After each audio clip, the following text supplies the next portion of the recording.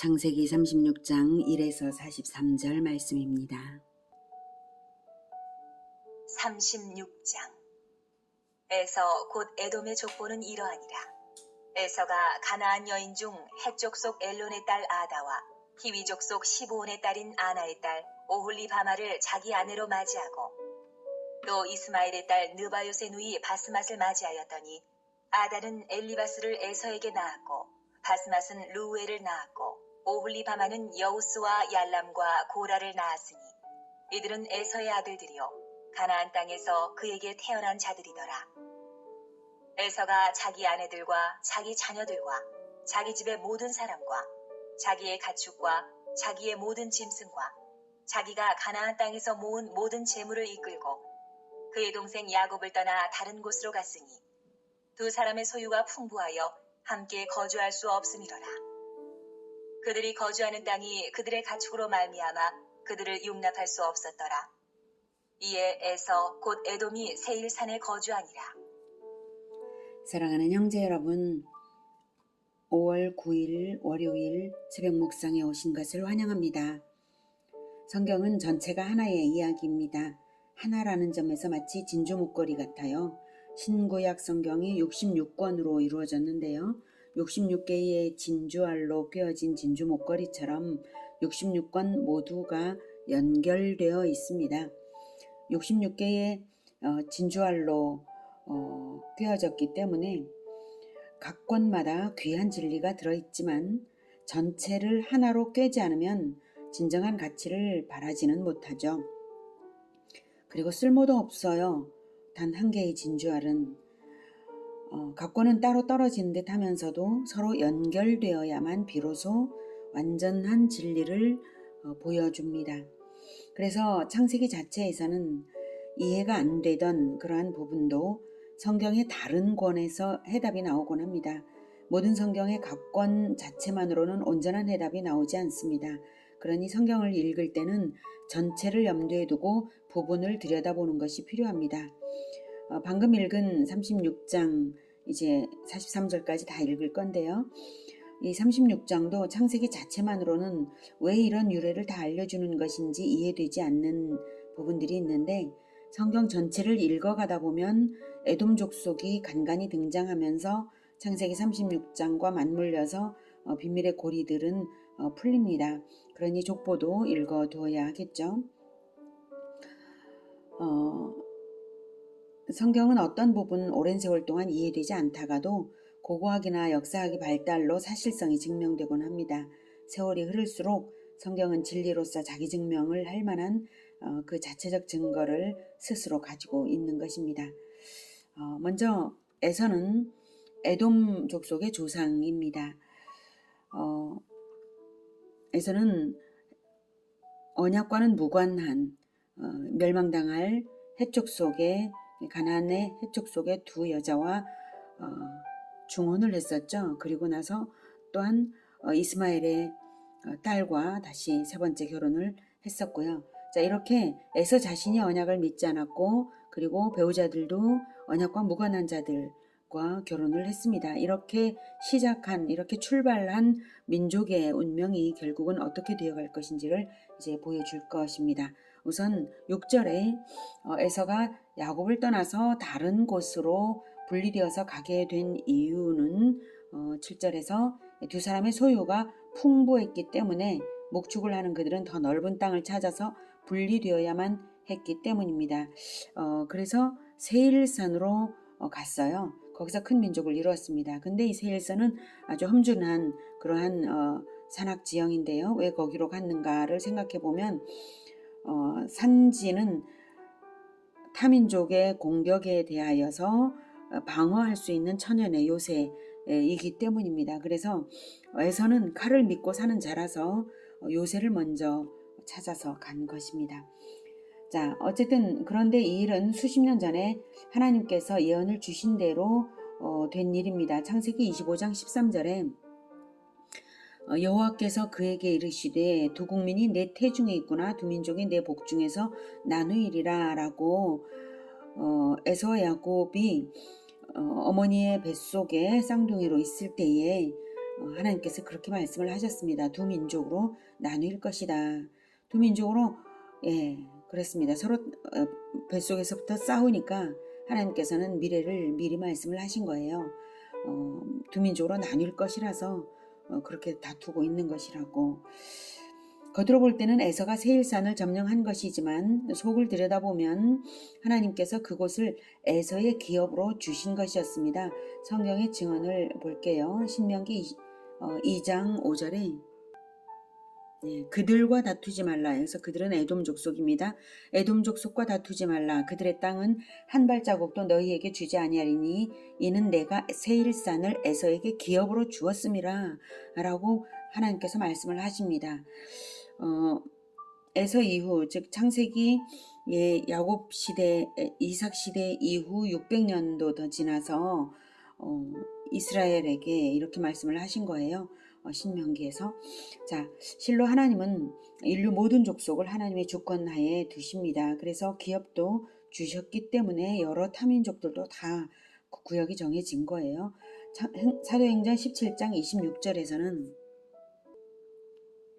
인류의 모든 족속을 한 혈통으로 만드사 온 땅에 살게 하시고 그들의 연대를 정하시며 거주의 경계를 한정하셨다라고 말씀하고 계시죠.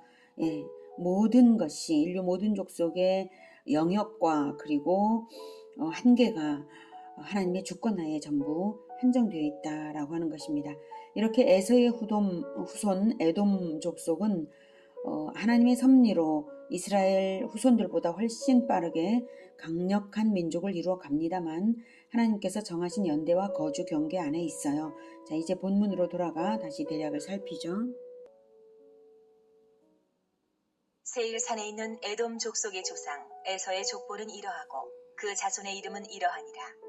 에서의 아내 아다의 아들은 엘리바스요 에서의 아내 바스맛의 아들은 루엘이며 엘리바스의 아들들은 대만과 오말과 스보와 가담과 그나스요 에서의 아들 엘리바스의 첩 딥나는 아말렉을 엘리바스에게 낳았으니 이들은 에서의 아내 아다의 자손이며 루엘의 아들들은 나핫과 세라와 삼마와 미사니 이들은 에서의 아내 바스맛의 자손이며 시브온의 손녀 아나의 딸 에서의 아내 오홀리바마의 아들들은 이러하니 그가 여우스와 얄람과 고라를 에서에게 낳았더라. 에서 자손 중 족장은 이러하니라.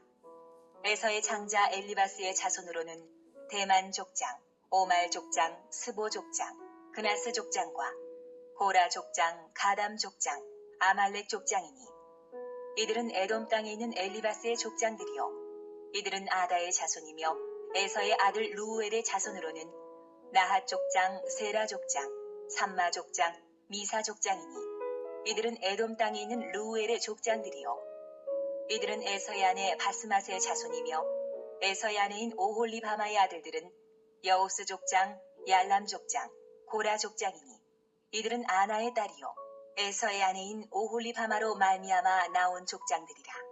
에서 곧 에돔의 자손으로서 족장된 자들이 이러하였더라.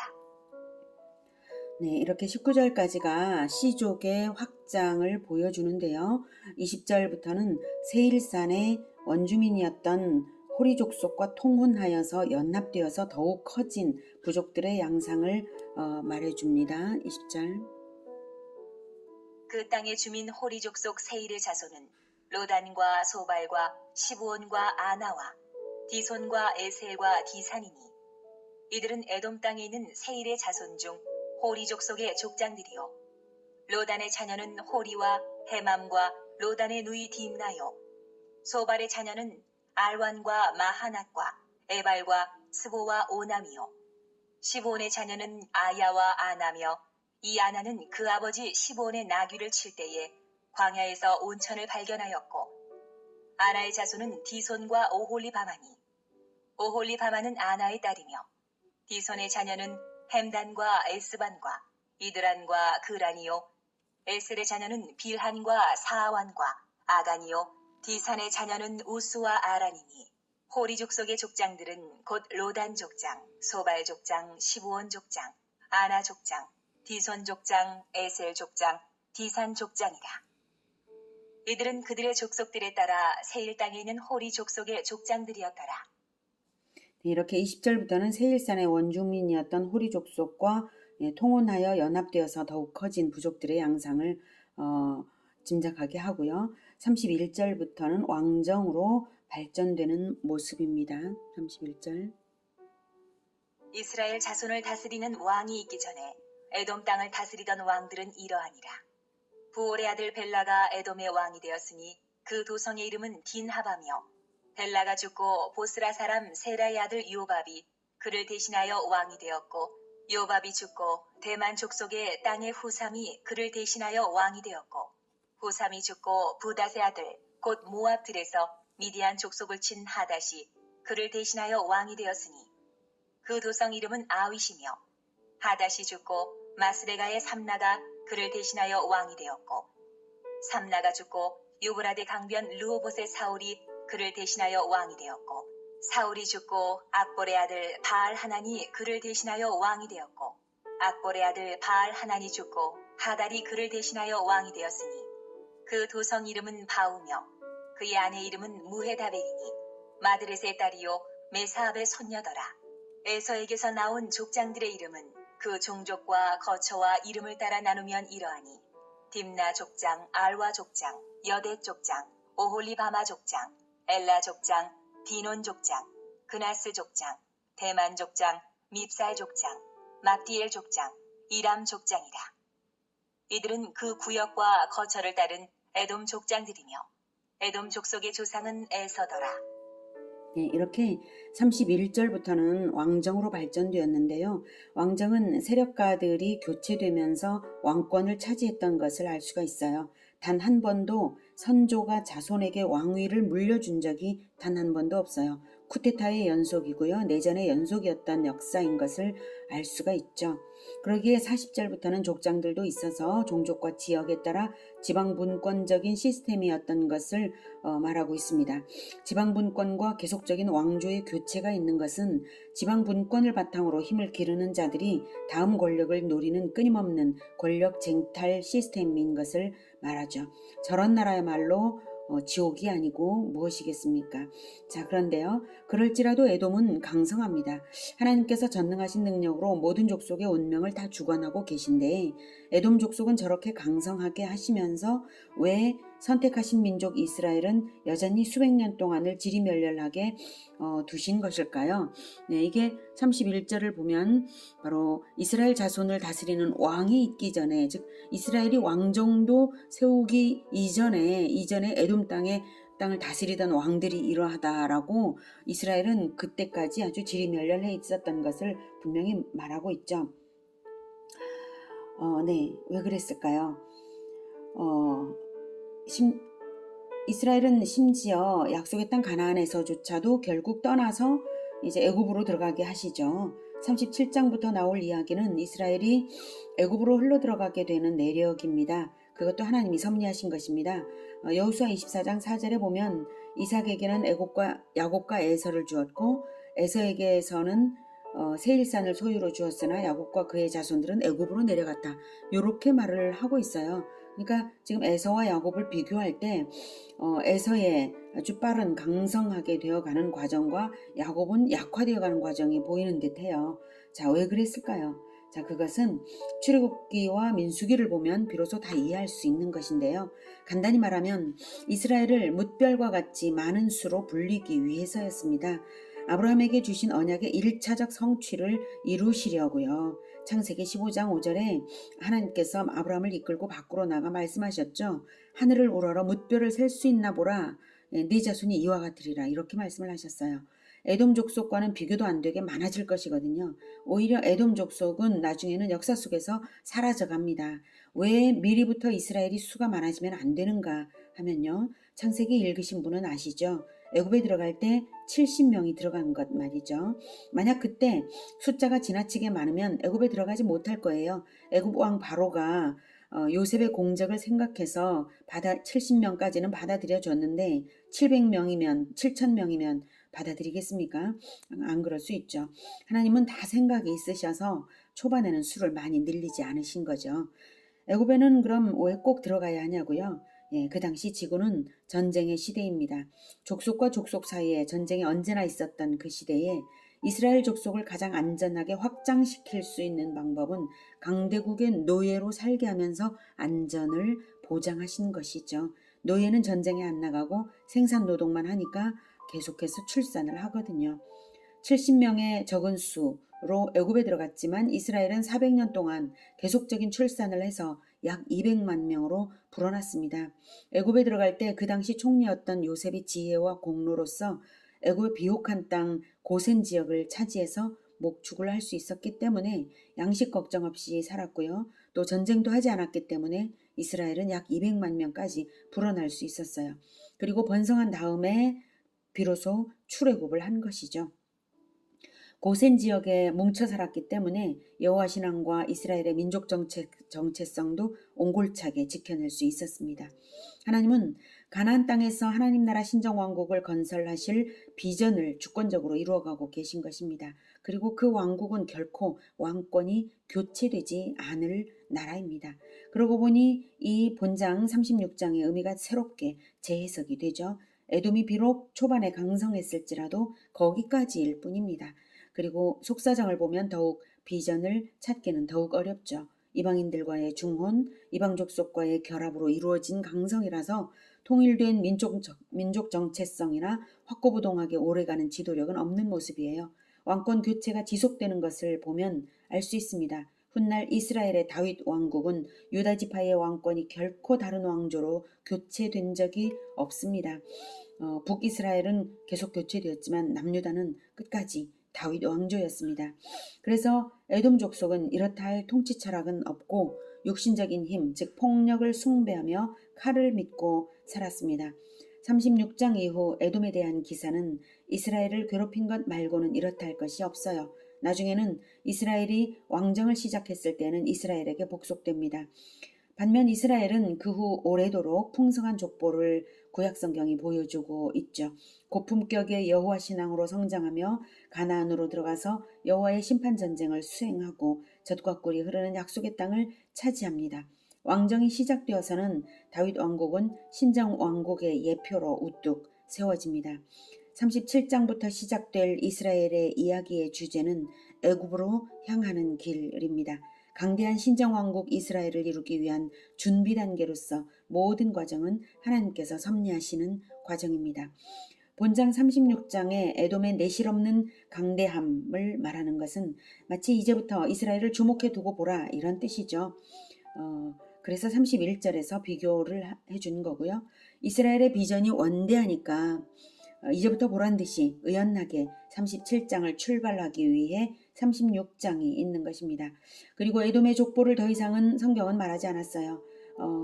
왜냐하면 에돔의 족보는 생명의 족보가 아니기 때문이고요. 다만 본장 36장에서 족보를 말하는 이유는 이스라엘과 비교하기 위해서 언급해 둔 것뿐입니다. 자, 이제는 우리의 비전과 우리의 족보 이야기를 해볼까요? 구약성경은 많은 족보로 선민 이스라엘의 도도한 흐름을 보여줍니다. 그런데 그 족보가 신약에 와서 끊어집니다. 족보는 신약의 마태복음 1장과 누가복음 3장에 예수님이 태어나시기까지의 족보만을 기록하고요. 그 이후는 족보 기록이 없습니다. 왜 그럴까요?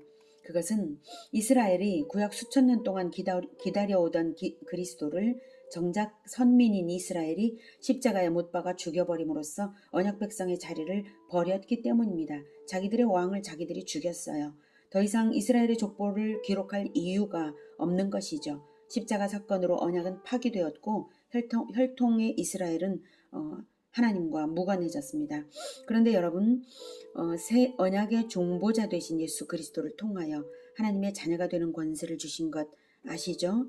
예, 요한복음 1장 11, 12절에 그리스도께서 자기 땅에 오매 자기 백성이 영접하지 아니하였으나 영접하는 자 곧 그 이름을 믿는 자들에게는 하나님의 자녀가 되는 권세를 주셨습니다. 아브라함을 하나님의 자녀 삼아서 그 권속, 자손과 권속에게 여호와의 도를 가르쳐 지키게 하라고 아브라함을 선택하신 것처럼 이제 다시 새롭게 예수 그리스도를 영접하는 자들을 하나님의 자녀로 선택해서 새로운 족보들을 시작하라는 뜻이죠.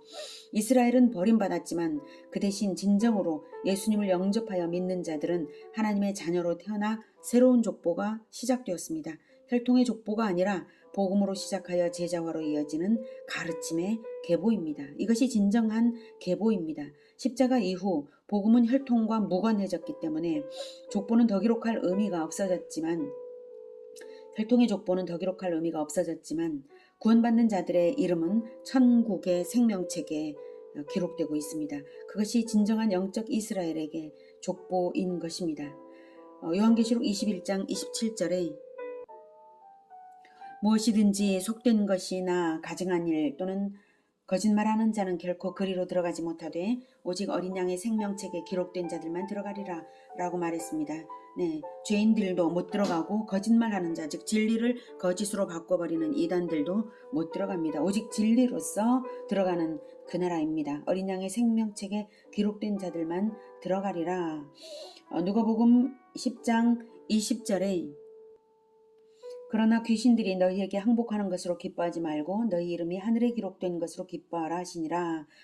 이 말씀은 예수님께서 제자들을 두 명씩 짝지어서 전도 훈련을 보내시고 전도 보고를 받으셨을 때 우리가 예수님의 이름으로 복음을 전했더니 귀신들도 주님의 이름이면 떠나더이다 라고 보고를 하니까 그러면서 기뻐하니까 예수님께서 하신 말씀이에요.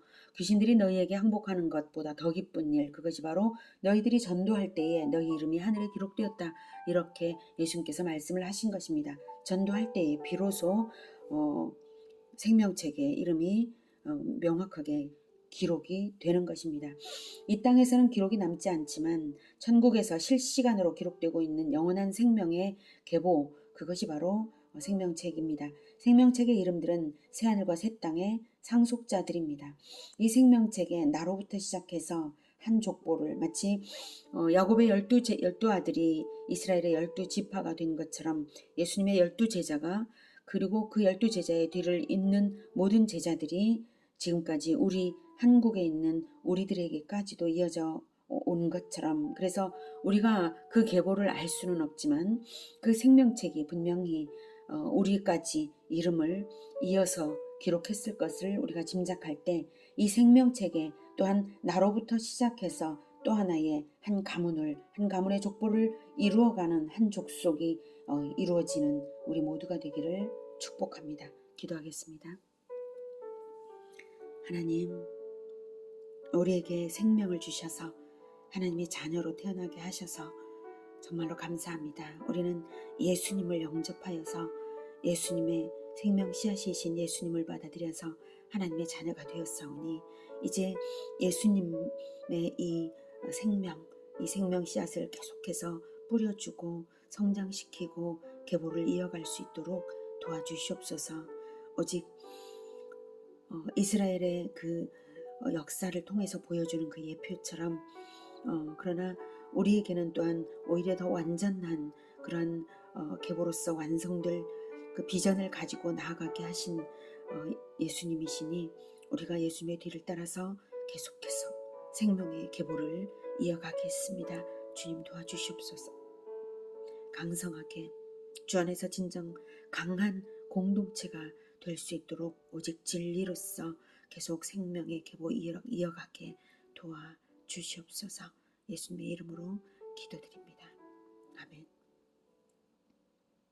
이어지는 시간은 개인 기도 시간입니다.